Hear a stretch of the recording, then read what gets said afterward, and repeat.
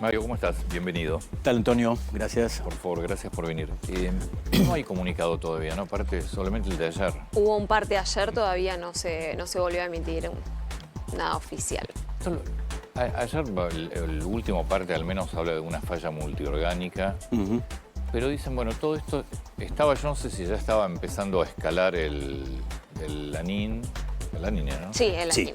Con un grupo de 10 personas. Y hablan de una fibrilación auricular. ¿Cómo de una FA terminás en una falla multiorgánica? Bueno, te diría que es un poco confuso si uno quiere unir los puntos, sí, ¿no? Y llevar uno a otro. La fibrilación auricular es una arritmia benigna en sí, potencialmente compleja, pero bien tratada. No tendría de ninguna manera que poner en riesgo la vida, ni siquiera generar un shock. Estamos hablando, cuando uno habla de una falla multiorgánica, está hablando que más de un órgano está cayendo bajo un efecto dominó sobre un evento catastrófico. O sea, el corazón no puede sostener la presión arterial, no puede irrigar a los tejidos, falla el pulmón, falla el cerebro, falla el riñón, falla el hígado. Bueno, entonces, yo leí también el comunicado, sin entrar en el caso específico de Cristian, pero leí el comunicado del hospital donde hablan de falla multiorgánica. Se menciona por ahí una arritmia, pero quizá lo tendríamos que tomar con pinzas porque nunca vuelven a comentar nada con respecto a esto.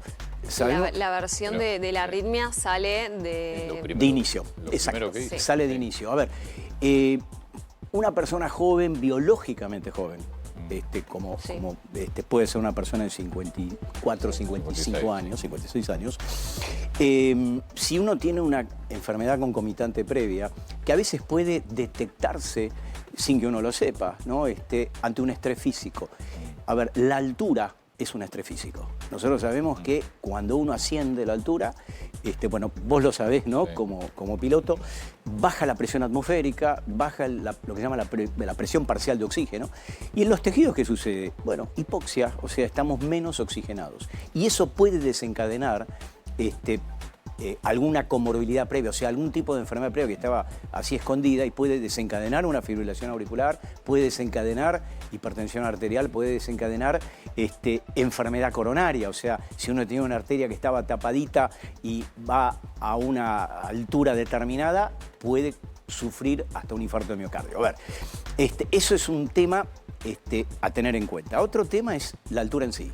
Nosotros sabemos que la altura en sí es un estrés físico y cuando uno sube, hay un límite que cada persona tiene un valor propio, pero más o menos 2.500 metros para arriba, sobre el nivel del mar, empieza a sentirse la hipoxia.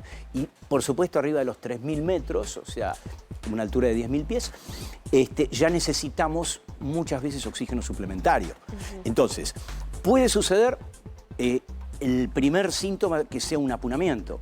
Claro. Cuando uno sube una montaña o sube a la altura, se va a Machu Picchu, se va a la quebrada, va a la altura, uno de los síntomas es dolor de cabeza, cefalea, puede seguir mareo, puede seguir trastornos gastrointestinales y se apunó. Entonces, eso nos da la pauta, bueno, no seguir ascendiendo, especialmente si ascendí rápido, que esa es una de las cosas que hay que tener en cuenta. Yo hace algunos años hice el intento de escalar el Lanín, justamente este mismo volcán. Son 3.700 metros. Y yo recuerdo, primero te pedían un chequeo físico. Bueno, claro. Igual, sí. Primero lo hice con guía. Acá también, acá había varios. Había guías, yo leí. Terminan separándose cuando se descompone y a él lo acompañan guías que estaban allí, lo traen de regreso. Exacto. Entonces, primero, obviamente, tenés que tener un chequeo físico. Segundo, cuando uno planifica el ascenso tiene que ser pausado. O sea, uno no hace cumbre en un primer intento, sino lo que hace es, creo que son 1.600 metros, hay unas barracas donde uno puede parar, puede pernoctar. Entonces, a las 4 de la mañana intentás hacer cumbre, la segunda parte, subís a los 3.700 metros. De hecho, ya ahí te pones un equipamiento determinado, los grampones para agarrarte a la montaña, porque hay nieve a esa altitud, y uno intenta hacer la cumbre. Y después bajás, sí, son 12 horas de descenso.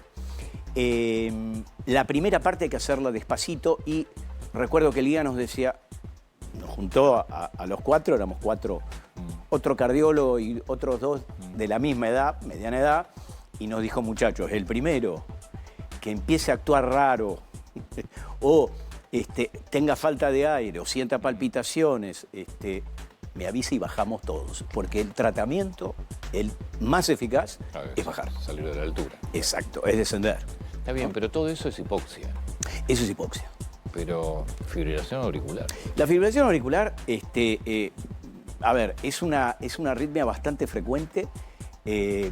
La vemos muchísimo con excelente tratamiento, pero digamos que acá no termina de cerrar cómo una cosa lleva a la otra. Habrá que ver, obviamente, bueno, el parte médico es un parte médico. Sí, en el parte médico no figura la realidad. Lo da el hospital y con sumo respeto yo trato de interpretarlo y de digamos, de comunicar situaciones similares que podrían pasar y cómo prevenir quizás en alguien que quiere ir a una situación de altura, qué es lo que tendría que hacer. Lo primero que le digo, bueno, el chequeo médico puede poner de manifiesto alguna alteración previa y decirle, mirá, te recomiendo o que no vayas o existe lo que se llama la medicina del viajero, en lo cual nosotros, a gente que va a la altura, aconsejamos, hay ciertos medicamentos que se utilizan en forma preventiva, que lo indica un médico. Y lo digo esto porque hay mucha gente que me llama y dice, ¿qué pasa si me llevo tal pastillito? Tal? No. Claro. O sea, tenés que tener una indicación precisa. Y después saber qué hacer o cómo actuar en la altura, si tenés desde el apunamiento inicial hasta digamos, los síntomas más floridos. No, si entrenás previamente, ¿podés prevenir esto o no tiene nada que ver con un entrenamiento previo del cuerpo? Es interesante. El entrenamiento yo creo que es fundamental y es muy importante si vas a hacer una actividad física, como puede ser escalar, ¿no? Ya que no se necesita en general una técnica previa porque vas con un guía, no vas a poner clavos y a subir en la montaña, pero es una actividad física. Entonces, como toda actividad física, nosotros sugerimos, más allá de un electrocardiograma, hacer un estudio funcional, ponerte en una cinta, en una bicicleta, medir tu capacidad funcional máxima, llevarte, es como decimos, como el auto, ¿no? Que lo llevas al taller y lo probás muchas veces en la ruta con el técnico, con el tallerista al lado. Dice, bueno, a ver, ponelo en esta autopista un poquito más rápido para ver cómo suena el motor. Esto es lo mismo. Entonces, te hacemos la ergometría, podemos llegar a hacer un estudio estructural cardíaco, es un ecocardiograma, y te certificamos y decimos, mirá, actividad física podés hacer. Y yendo a tu pregunta específica, no existe ningún método predictivo que podamos decir vos sí o vos no te va a afectar, salvo el que ya te haya afectado previamente. Ah, mira. Porque hay una determinación hasta genética, te diría, una predisposición genética, más allá de todo, que te dice cómo es tu adaptación a la altura. Nosotros vemos gente, o hemos escuchado gente, que ha subido el Everest sin oxígeno suplementario. Estamos hablando de 8.800 metros. Sin oxígeno, y gente que a los 4.500, que es lo que sería la base de la montaña, ya empieza a apunarse o empieza con edema agudo de pulmón de alta montaña. Eso es genético. Claro. No lo podemos determinar. Lo que a mí no termino de entender es, de vuelta, a la pregunta inicial. Una fibrilación auricular, ¿cómo termina en una falla multiorgánica? Yo entiendo una falla multiorgánica, es una situación crítica. Es crítica. ¿Verdad? Sí. Una falla multiorgánica, el tratamiento es un tratamiento de terapia intensiva. Está en terapia intensiva. Asistencia respiratoria mecánica, el famoso respirador, drogas vasoactivas, drogas que te tienen que mantener la presión arterial porque el corazón no puede cambiar. Todo eso está, exacto. Sí. Y por eso yo también lo digo. Y lo que sucede realmente es que es una respuesta, la falla multiorgánica no es una enfermedad en sí, sino es la respuesta a eso, ¿no? Pero una arritmia. Una arritmia específica, si uno conecta nuevamente los puntos, una arritmia, por ejemplo, una fibrilación auricular, no estamos hablando de Cristian, estamos hablando de un paciente Una fibrilación puede desencadenar, por ejemplo, si tiene enfermedad coronaria previa y no lo sabía, una arteria tapada y no lo sabía, una fibrilación, imagínate, es una taquiarritmia, es una arritmia rápida, Sí. rápida y irregular. El corazón de golpe se acelera a 140, 150 por minuto y eso puede desencadenar un infarto de miocardio importante, infarto masivo, tapa la arteria, esa fibrilación, y generar un infarto masivo. Segundo, una fibrilación auricular puede generar un coágulo. Entonces, que ese coágulo tenga la mala suerte que haya viajado por el organismo y haya llegado a un lugar del sistema nervioso central que haya generado un shock o haya generado Y eso te... eso empieza el efecto dominó. Claro. Lo que pasa Bueno, que... es que la fibrilación te puede generar un coágulo. Exactamente. Entonces, ahí es donde tendríamos que empezar a pensar en eso. Es algo que generalmente, bueno, es bastante frecuente, digamos, como causa de descompensación, pero es raro que no lo mencionen. Mencionan directamente el cataclismo final, Sí. ¿no? Y lo de la fibrilación auricular, hay una mención única. Sí, la primera. La primera, Sí. como un trascendido, digamos, después no lo vuelven a No, decir en yo ningún creo que momento. No, en la primera no. parte está. O sea, hay un parte que se da en el hospital en Junín, está ahora, si no me equivoco, en Junín de los Andes. Sí, San Martín. Antes que se parte hay otro comunicado oficial, que sí, me parece que es de San Martín de los Andes, donde ahí hablan de fibrilación auricular. Tengo una pregunta. Vos con una fibrilación te vas a 140, 160 latidos. ¿Por qué si vos corres, por ejemplo, o haces ejercicio y te vas a 140, 160 latidos, no te genera, no te dispara un coágulo? No? Bueno, porque es interesante. 140, 150 es lo que realmente recibe el ventrículo. Nosotros imaginemos que el sistema de conducción eléctrico es un sistema de cablería. Entonces tenés las aurículas por un lado, Sí. los ventrículos por el otro. Entonces, entre la aurícula y el ventrículo hay un cable que llega a una estación de relevo como si fuese un cable carril que se llama nodo aurículo-ventricular. Entonces, ese te frena todo. ¿Por qué? Porque cuando la aurícula tiene una arritmia, una fibrilación auricular, realmente no anda a 150, anda a 300 por minuto. Ok. 400 por minuto. Claro. Es tan rápida la velocidad de descarga que queda paralizada. Entonces, eléctricamente está disparando a esa Cuando yo frecuencia. la mido y me da 140 o 150. ¿Por qué? Porque estás midiendo realmente lo que pasa al ventrículo. Entonces, la aurícula como que queda paralizada y ahí se pueden generar los coágulos. Porque se puede depositar la sangre y se quedan los coágulos allá. Entonces, ante una fibrilación, pues lo que tenés que hacer es utilizar una medicación anticoagulante por un lado y intentar frenar que no baje demasiado, o sea, se da una medicación específica y después obviamente revertirla, volver al ritmo normal. Esa es la diferencia con una situación fisiológica como puede ser el ejercicio, en donde vos de a poco tu corazón se va adaptando al esfuerzo. Entonces yo te hago una prueba de esfuerzo y vas 80, 90, 110, Claro, 120, 130 Y parejo. y parejo. Aparte, la fibrilación auricular se tolera mal, en general porque es un ritmo irregular, parejo, ¿no? Y es como una bolsa de gatos, ¿no? Entonces uno siente el latido cardíaco, es muy molesto. ¿Se revierten las fallas multiorgánicas? Sí, claro.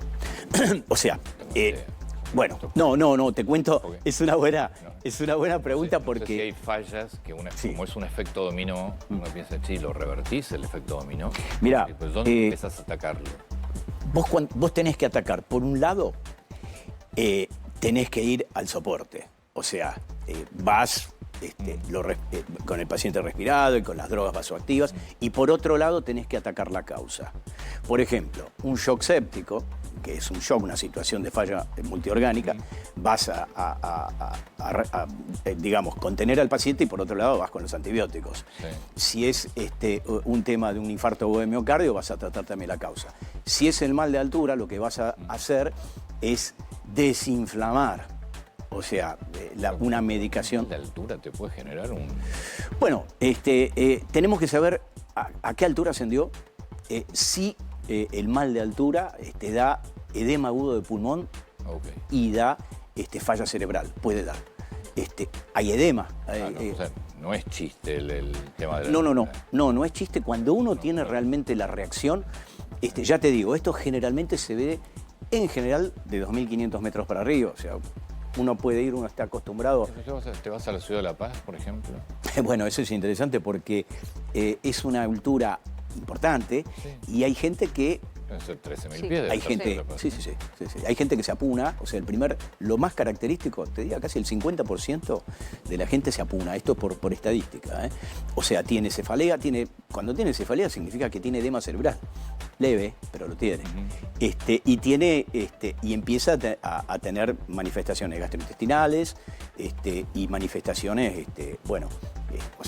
digestivas y mareos, fatiga exagerada, etcétera. Hay tratamientos caseros, o mejor dicho, medicaciones caseras que no son realmente eficaces. Voy a desmitificar el famoso té de coca. ¿No es eficaz? Hay ¿Los caramelos? excursiones. Sí, bueno, a ver, no. ¿No? Los estudios están mostrando, o sea, es folclore. Hay mucho que uno escucha que mismo uno contrata una excursión, una agencia de viajes y te dice, tómese el té de coca. Sí, están mascando coca. Sí. No, hay mucho de tradición en eso, pero los estudios no están mostrando que sea eficaz. O sea, yo no le recomendaría a un paciente mío tómate un té de coca como prevención. Sí hay vuelvo a repetir, ciertos medicamentos que no puede dar. El tema de la altura. Cuando uno va a la altura, por ejemplo, a una ciudad que está en 4.000 metros, la recomendación es, hace todo a mitad de máquina. Sí. O sea, si uno tiene que caminar, no hagas actividad física en lo posible, por lo menos los primeros días. Necesitas 3-4 días de acondicionamiento. El acondicionamiento es una condición fisiológica en la cual el propio organismo se acondiciona a la hipoxia, a la altura. Hay equipos son jugadores, son deportistas de élite, pero muchos llegan el día. Sí, bueno, es un gran problema. Y tienen ve. problemas. Pero hay distintas teorías. Hay quienes dicen, bueno, nos vamos antes para aclimatarnos, y hay otros equipos que ves que llegan antes de jugar nada más. Mirá, lo ideal fisiológicamente es aclimatarse. Tiene que ir por lo menos 3-4 días. Lo hacen mismo hasta los alpinistas, ¿no? Que van a subir una montaña de 6.000 metros, tardan un mes. Podrían subir en 2 días, pero suben, bajan, suben, bajan, suben, bajan. Siempre se duerme por debajo de la altura, dice el dicho de los que hacen esto. En fin, es un problema al cual uno tiene que darle valor. Si uno tiene una enfermedad cardiovascular previa, hacer una consulta, hacer un chequeo, decir, mira, me voy a tal altura.